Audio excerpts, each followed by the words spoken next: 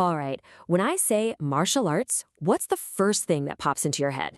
Probably a high-flying kick, right? Or maybe a championship belt. For most of us, it's all about the fight. But what if I told you that's just the tip of the iceberg? That there's this huge, fascinating world underneath.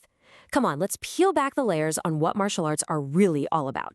So yeah, what is behind the punch? Beyond the grappling and the sparring, what is the actual fundamental core of these ancient practices? Well, you might be surprised to find out it has just as much to do with performance and philosophy as it ever did with combat. Just take a look at professional wrestling. We think of it as a sport, but people on the inside, they have a much better name for it: live muscular theater. And that's exactly what it is. It's pure performance art, a story told with bodies, all designed to get an audience to part with their money. It's never about who's stronger, it's about who's telling the better story. Or how about this little fragment from history? It's a newspaper ad from 1733 South Carolina for a runaway slave. And get this, he's described not just as a fighter, but as a famous pushing and dancing master. That one line, wow, it hints at this deep, complex, and often hidden history of fighting styles in America, where combat and performance were tangled up together right from the very beginning. And this isn't just a local thing, it's global. In ancient Iran, you had storytellers called knuckles, and they didn't just stand there and recite epic poems. No way. They would unsheath swords, they'd wield shields, acting out these incredible battle scenes to bring heroic tales to life. The weapon wasn't really for fighting, it was a prop in this grand piece of theater. So to really get a handle on all this, we're going to break it down into 4 key themes. We'll look at martial arts as performance and story, the deep codes of conduct that guide them, the surprisingly big business side of it all, and finally, how these traditions are constantly changing, even today. Okay, first up, more than a fight. Because for so many cultures, the main point of a martial art isn't just self-defense. It's about expressing who you are, telling stories, and putting on a real spectacle. And cinema is the perfect place to see this. In Japan, you get the Ronin. He's the masterless wanderer, always torn between his sense of duty and what his conscience is telling him.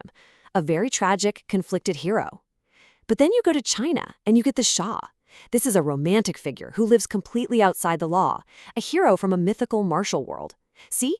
2 totally different archetypes, both using the language of combat to tell very different stories about the individual versus society. Which brings us right back to wrestling. It's not just a show, it's a whole language. The babyface is the hero, the one you cheer for. The heel is the villain you just love to hate. And a move like the ball shot, that's not just a dirty trick, it's a plot device. It's the signal that a character is turning to the dark side. The whole thing is pre-scripted drama, basically a morality play performed inside a ring.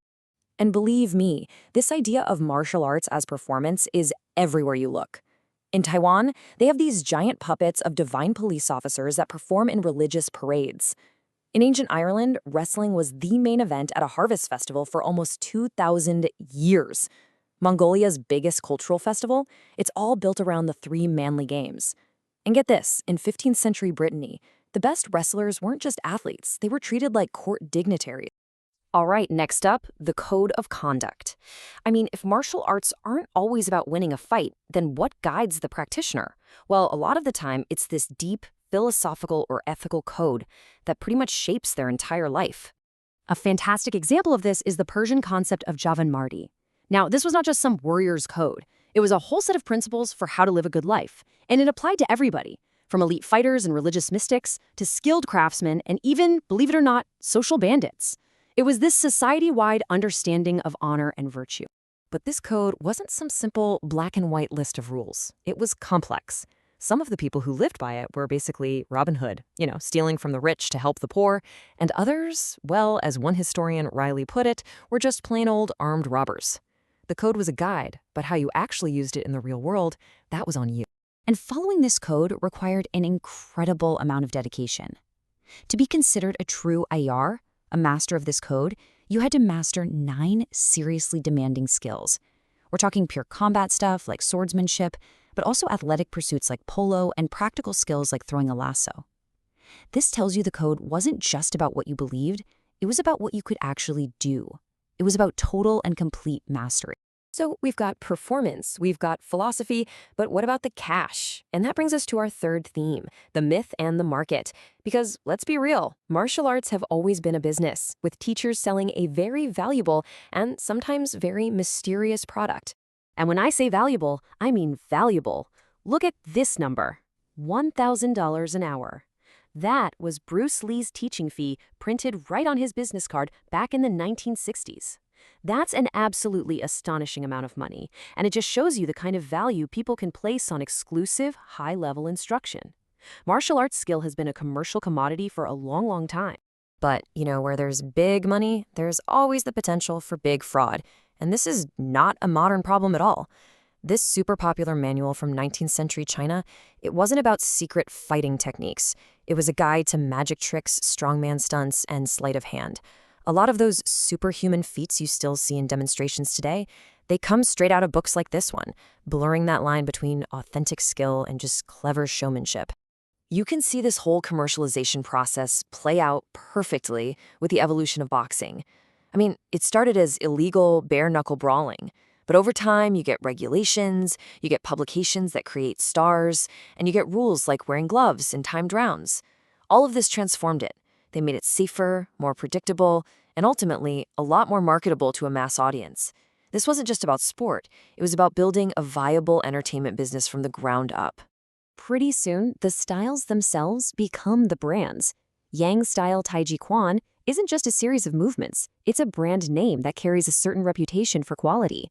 And in the modern era, it's gone even further. You have families and estates taking legal action to protect their names and their styles, just like Coca-Cola or Apple would protect their trademark. So for our final section, let's look at art in evolution. Because martial arts are not some relics frozen in amber. They are living, breathing systems that are constantly adapting, changing, and being reinvented to fit the world we live in now. And this evolution causes some really fascinating internal debates. Take Aikido, the Japanese art of drawing the sword. A huge discussion within that community is whether or not to allow competition. One side says, of course, competition makes practitioners better, just like in any other sport. But the other side argues that the goals of competition, winning, points, rankings, that those things are completely at odds with the true internal purpose of the art. The role of women is another area that has seen incredible change. But let's be clear, powerful women in martial history are not some new thing. You have Fu Hao, a general leading armies over 3,000 years ago. You have Empress Wu Zetian, who actually established China's military exams. And there's even this great Mongolian legend that the wrestling uniform was changed specifically because a woman secretly entered and won a major tournament. And that brings us to the modern evolution. In pop culture, you have characters like Xena and Buffy, who made martial arts a defining trait for female heroes. And in the real world, you have pioneers like Gil Grandchamp, who had to literally fight legal battles just for the right to get in the ring. And in doing so, she changed sports like boxing forever, for generations of women to come. And that's because martial arts aren't just evolving, they're still being created. One of the most fascinating modern origin stories is for a style called 52 hand blocks. Now, while some people trace its roots back to Africa, there's another really compelling theory that it was invented in the 1970s inside New York's Rikers Island jail by an inmate known only as Mother Dear. It's just a powerful reminder that these arts are a living part of our culture, born from experience and necessity. So, from theater to philosophy, from business to a practice that's constantly evolving, martial arts are like a mirror. They reflect a culture's values, its stories, its struggles. Which really just leaves us with one last question to think about. If these arts continue to change, what are they reflecting about us right now? And what will they tell future generations about the world we're creating today?